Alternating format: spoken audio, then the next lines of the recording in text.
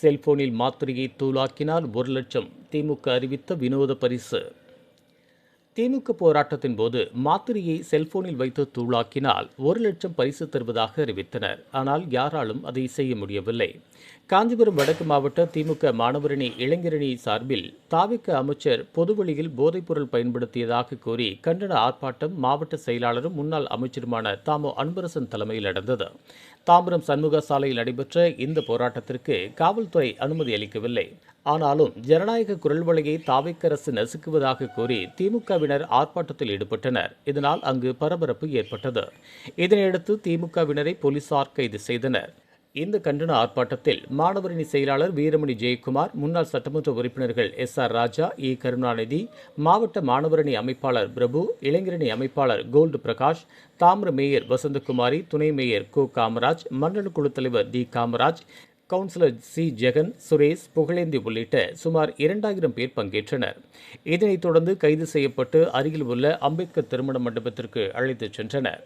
தாவிக அமைச்சர் சரத்திற்கு எதிராக போராடி கைது செய்யப்பட்டு திருமண மண்டபத்தில் வைக்கப்பட்டிருந்த திமுக மாணவர் அணியினர் மாத்திரை நசுக்கும் போட்டியினை நடத்தினர்.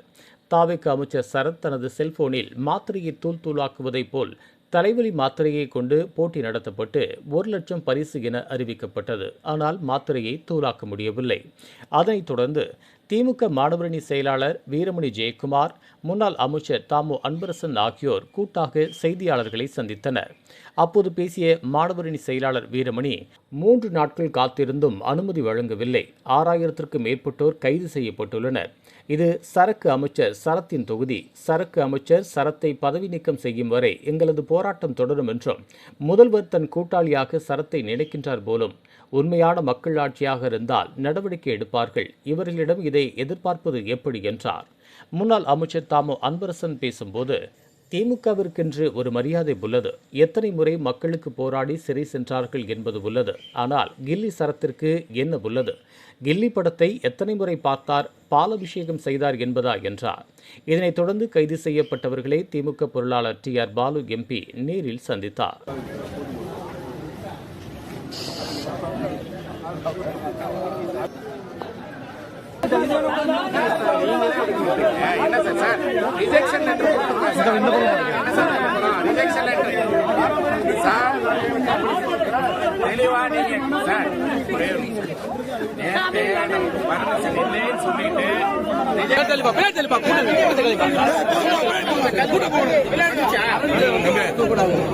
பின்னால போச்சு எப்படி கேட்டு 1000 பேர் வந்து பிரச்சனை இல்ல எல்லாருக்கும் கொஞ்சம்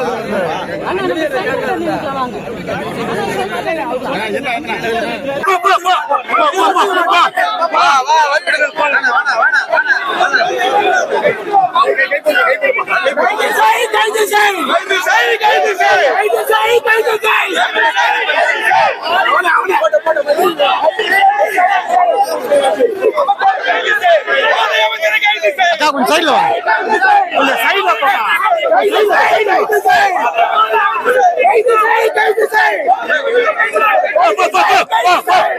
முன்னாடி வரையா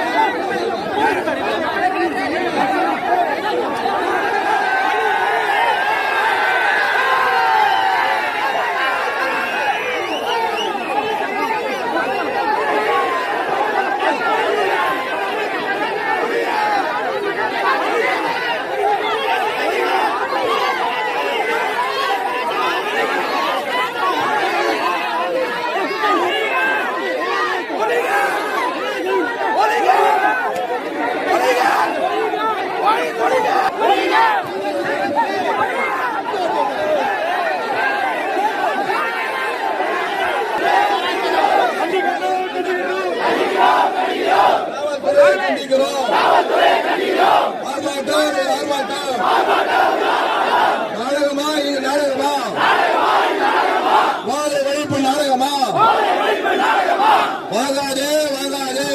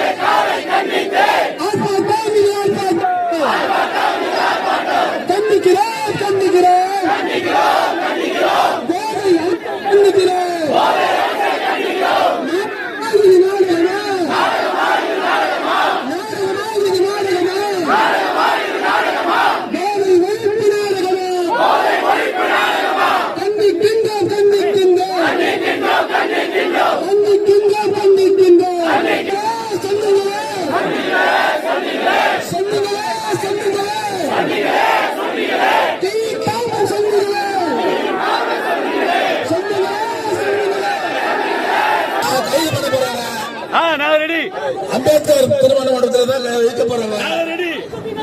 எல்லாம் அமைதியா வந்து இன்னைக்கு போலீஸ் ஒத்துழைப்பு தரணும். பண்ண போறாங்க.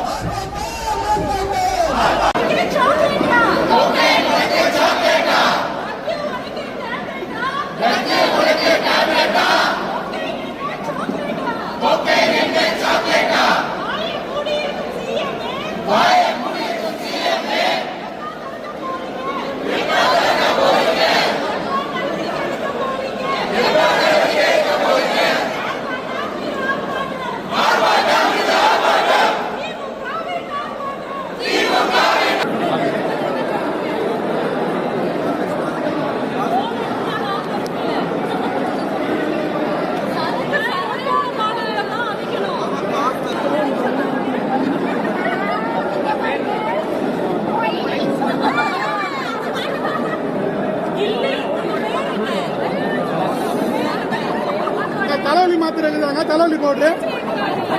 அம்மா தலைவலி பவுடர் இருக்குதா? தலைவலி பவுடரு, தலைவலி பவுடர் இல்லையா?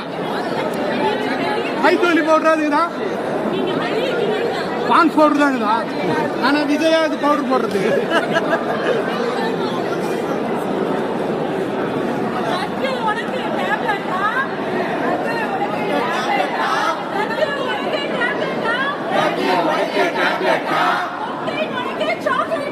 கோக்கைன் உனக்கு சாக்லேட்டா,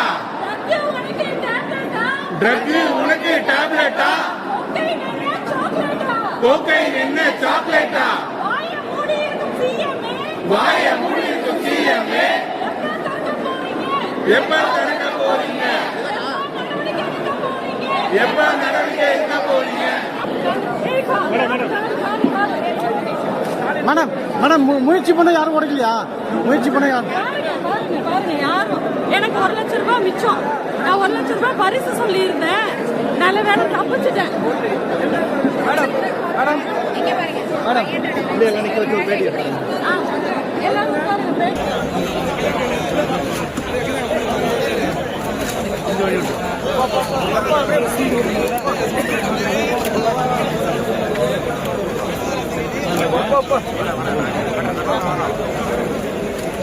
வழி விடுங்க.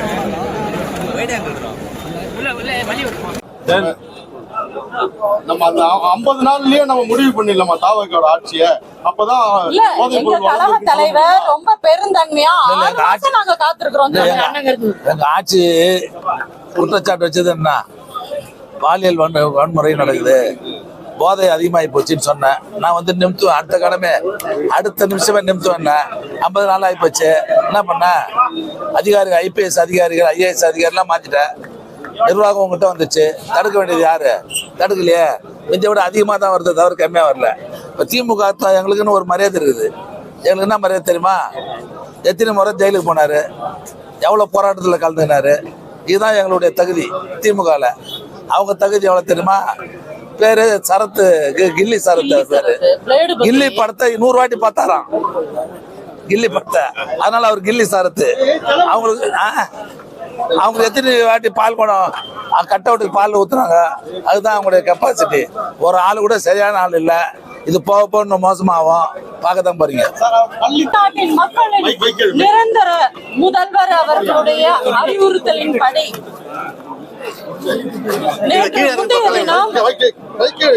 தமிழ்நாடு முழுக்க 10,000 பேர்கள் கைது செய்யப்பட்டுள்ளனர்.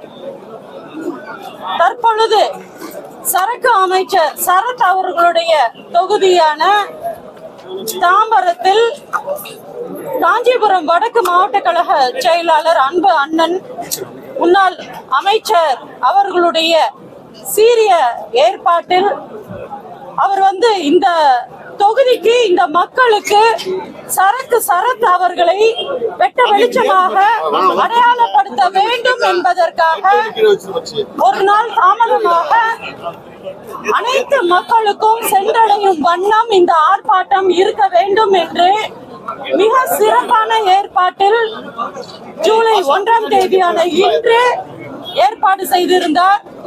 அவர் எதுக்காக காத்திருந்தார் அப்படின்னா, முறையாக காவல்துறையிடம் பர்மிஷன் வாங்கி நம்ம மக்களுக்கு உண்மை முகத்தை காவே இந்த போதை ஆட்சியை வெட்ட வெளிச்சமாக்க வேண்டும் என்பதற்காக 3 நாட்கள் காத்திருந்தும் காவல்துறை அராஜகம் ஓயாமல் தொடர்ந்து எங்களை இந்த ஜனநாயகத்தின் குரவழியை நெரிக்கும் தாவேக அரசு இன்றும் எங்களுடைய குரவழியை நெரித்துள்ளது. இதற்கு தலைமை ஏற்றிருக்கக்கூடிய அன்பு அண்ணன் முன்னாள் அமைச்சர் தாமோ அன்பரசண்ணன், முன்னிலை வகிக்கக்கூடிய SR ராஜா அண்ணன், SR கருணா அண்ணன் மற்றும் இதற்கு பெரும் உறுதுணையாக இருந்த எங்களுடைய மாவட்ட மாணவரணி அமைப்பாளர் அருமை சகோதரர் பிரபு மற்றும் துணை அமைப்பாளர்கள் ஆகியோர் ஏற்பாட்டில் இளைஞரணி அமைப்பாளர் கோல்டு பிரகாஷ் அவர்களுடைய சிறப்பான ஏற்பாட்டிலும் இங்கு மாநகர அமைப்பாளர் கார்த்திக் அவர்களுடைய ஒத்துழைப்போடு இன்று 6000 பேர் கைது செய்யப்பட்டுள்ளனர். 6000த்திற்கும் மேற்பட்டோர் கைது செய்யப்பட்டுள்ளனர். இந்த திருமண மண்டபமே நிரம்பி வழிகின்றது. இது யாருடைய தொகுதி? சரக்கு அமைச்சர் சரத்தோட தொகுதி. இது தொடர்ந்து காவல்துறை இன்னும் எங்களையே வர இழுத்து உள்ள மண்டபத்துக்குள்ளார கைது செஞ்சுட்டாங்க. இன்னும் மண்டபத்துக்கு வெளியில எங்களுடைய கழகத்தினர் காத்து கிடக்குறாங்க. உள்ள பாத்தீங்க அப்படின்னா மகளிர் அவங்களுக்கு ஒரு சிறப்பான ஒரு போட்டியும் அமைக்கப்பட்டிருக்கு. மாத்திரையை கொடுத்து அந்த மாத்திரையை இன்னைக்கு பவுடர் பண்ணிட்டாங்க அப்படின்னா காவல்துறை எங்களை வெளியில விடுறதுக்குள்ளார அந்த ஒரு மாத்திரையை பவுடர் பண்ணிட்டா 1 லட்சம் ரூபாய் பரிசு அப்படின்னு நாங்க அறிவிச்சிருக்கிறோம். இந்த சிறப்பான போட்டியும் இங்க நடைபெற்று வந்துட்டு இருக்கு. தொடர்ந்து சரக்கு அமைச்சருடைய காணொலிகள் தினம் ஒன்னொன்னு வெளியில வந்துட்டு இருக்கு. தினம் அவருடைய கையில மதுபானத்தோட. அதுக்கு என்ன காரணம் சொல்றாங்க? பொது வெளியில இந்த மாதிரியான காணொலிக்கு என்ன காரணம் சொல்றாங்கன்னா அது 7up அப்படிங்கிறாங்க. இன்னும் ஒரு படி மேல போய் அவங்க அது கஷாயம் கூட சொல்லுவாங்க, சத்து மாத்திரைன்னு சொல்லுவாங்க, இல்ல சத்து மாவு ஜூஸ்ன்னு சொல்லுவாங்க, சத்து மாவு கஞ்சின்னு சொல்லுவாங்க. இதெல்லாம் மக்கள் நம்புறதுக்குன்னு ஒரு கூட்டம் இருக்காங்க இல்லையா? எங்க விஜய் சார், எங்க விஜய் அண்ணா, எங்க பையன் விஜய், இவர் நல்லவரு அப்படின்னு இன்னும் இவங்க செய்யற எல்லா குற்றங்களையும் நார்மலைஸ் பண்ணிட்டு இருக்காங்கல்ல ஒரு கூட்டம். அந்த நார்மலைஸ் பண்ற கூட்டம் இருக்கும் வரை இந்த தாவேகா இந்த மாதிரியான குற்றங்களை செய்து கொண்டே இருக்கும். இதை ஒருபோதும் 6 மாசம் வரைக்கும்லாம் நாங்க பொறுத்திருக்க மாட்டோம். 60 நாள் ஆயிருச்சு, 40 நாள் ஆயிருச்சு அப்படின்னாங்க.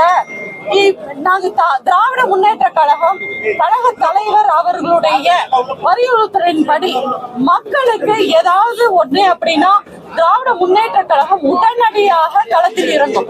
அதுக்கு காவல்துறையிடம் நாங்க பர்மிஷன் கேட்போம், 6 மாசம் காத்திருப்போம். இந்த மாதிரியான விஷயங்கள்லாம் நாங்க ஒருபோதும் தலைவலி வச்சு படுத்து தூங்கிட்டு திடீர்னு எந்திரிச்சு நாங்க மக்களுக்கு 6 மாசம் கழிச்சு நாங்க ஓட்டு கேட்க வந்துட்டோம் அப்படின்லாம் வரமாட்டோம். சிஎம் சார் சொன்னார் இல்லையா, அடுத்தவங்க வீட்டு நெய்யில ஸ்வீட்டை செய்யாதீங்க. எங்களுடைய திட்டங்கள்னால இன்னைக்கு நீங்க உங்களுடைய ஸ்டிக்கரை ஒட்டிக்கிட்டு டெல்லியில போய் நல்ல பேர் வாங்கிக்கலான்னு இங்கேயும் சட்டமன்றத்துக்குள்ளாரையும் நீங்க நடிக்காதீங்க.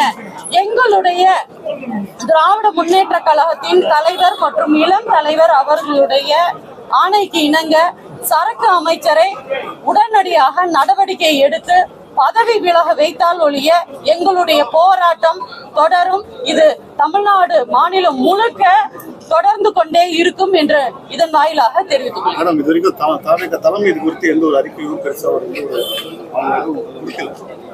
ஏன்னா சிஎம் சார் வந்து அவருடைய கூட்டாளியா அவரை நினைக்கிறாருன்னு நினைக்கிறேன். தனக்கான கூட்டாளியை எப்படி விட்டுட்டே ஒரு அமைச்சரவை இருக்கும், அந்த கூட்டாளி போயிட்டாரு அப்படின்னா அவர் கை உடைஞ்ச மாதிரி இருக்கும்ல, அதனால அவருக்கு வந்து நடவடிக்கை எடுக்கிறதுக்கு ரொம்ப தயங்குறாரு. இல்ல ஒவ்வொரு அவர் என்ன சொல்றது வாங்கிக்க ஜெகதீஸ்வரியா இருக்கட்டும், அமைச்சர் விஸ்வநாதன் தொடர்ந்து குற்றச்சாட்டு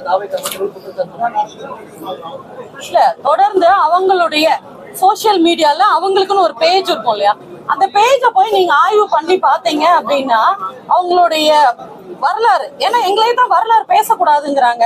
எங்க கலைஞர் வந்து 8வது வரைக்கும் ஆல் பாஸ் வச்சு எங்க பொம்பளை பிள்ளைங்களை எல்லாம் இன்னைக்கு படிக்க வச்சு நாங்க வந்து இன்னைக்கு வாய் பேசுறோம் இல்லையா, இந்த மாதிரி எல்லாம் வாய் பேசக்கூடாது. அவங்களுக்கு எப்படின்னா சோசியல் மீடியால டான்ஸ் ஆடணும், அவரோட பாட்டுக்கு டான்ஸ் ஆடணும், அதுதான் விஜய் சாரு விஜய் அண்ணா இப்படி இருந்தா மட்டும் போதும் அப்படின்னு நினைக்கிறாங்க. அவங்களோட மீடியால இப்போ கில்லி சரத் அவருடைய பேஜ்ல அவருடைய போன் நம்பரு, அவரோட அஃபேரோட போன் நம்பரை மென்ஷன் பண்ணி இவர் வந்து இந்த வீடு WEED வீடு யூஸ் பண்ணியிருக்காருங்கிற ஒரு 60 வீக்ஸ்க்கு முன்னாடி ஒரு பதிவு வந்திருக்கு. 420 டேஸ்க்கு முன்னாடியான அந்த பதிவை இன்ன வரைக்கும் அவர் டெலீட்டும் பண்ணல, அதுக்கு மறுப்பும் தெரிவிக்கல. அப்ப இவர் தொடர்ந்து இதுக்கான விசாரணைக்கு உட்படுத்த வேண்டும். இந்த மாதிரியான ஆதாரங்கள் இருக்கும் பொழுது நம்ம ஒரு உண்மையான மக்களுக்கான ஆட்சியாக இருந்தால் நம்ம வந்து இது நடவடிக்கை எடுப்பாங்க. இவங்க கிட்ட இது எதிர்பார்க்கறதுங்கிறது ரொம்ப கஷ்டம். இதுக்கு மத்திய அரசு, எலெக்ஷன் கமிஷன் இவங்கெல்லாம் சேர்ந்து இந்த ஆட்சியை வந்து மக்களுக்கான ஆட்சியாக மாற்ற வேண்டும். அடுத்த கட்ட போராட்டம் இல்ல இதுக்கான விசாரணை சிபிஐ நடத்தணும் அப்படின்னு எங்களுடைய கோரிக்கை. சிபிஐ எதுவும் இதற்கான நடவடிக்கை எடுக்கவில்லை அப்படின்னா இதோட நாங்க எங்களுடைய போராட்டம் வீரியமாக இருக்கும். இன்று எங்களுடைய மாணவர் அணி இளைஞர்களுக்கு நல்வழிப்படுத்துறதுக்கான ஒரு ஆட்சியாக இருக்க வேண்டும் அப்படிங்கறதுக்காக திராவிட முன்னேற்ற கழக தலைவர் மாணவர் அணி சார்பாக ஆர்ப்பாட்டம் அறிவிச்சிருந்தாரு. இதுக்கப்புறம் பாத்தீங்க அப்படின்னா தாய் கழகம் களத்துல இறங்குனா தமிழ்நாடே தாங்காது, தாவேக அரசு ஒரு நாள் கூட நீடிக்காது. ஏன்னா எங்களுடைய முன்னாள் அமைச்சர்களும் எங்களுடைய முன்னாள் MLA-க்களும் மக்கள் பணிய ஒவ்வொரு வீடாக சென்று ஆற்றியவர்கள். அவங்க ஒவ்வொரு மக்களிடமும் இதை எடுத்து சொல்ல நேரிட்டால் தாவேகா இருக்கிற இடம் தெரியாம காணாம போயிடுவாங்க. இது போன்ற உள்ளூர் செய்திகள், மாநில செய்திகள் மற்றும் பயனுள்ள தகவல்களை உடனுக்குடன் தெரிந்து கொள்ள GST ஆன்லைன் மீடியாவை இலவசமாக சப்ஸ்கிரைப் செய்து கொள்ளுங்கள்.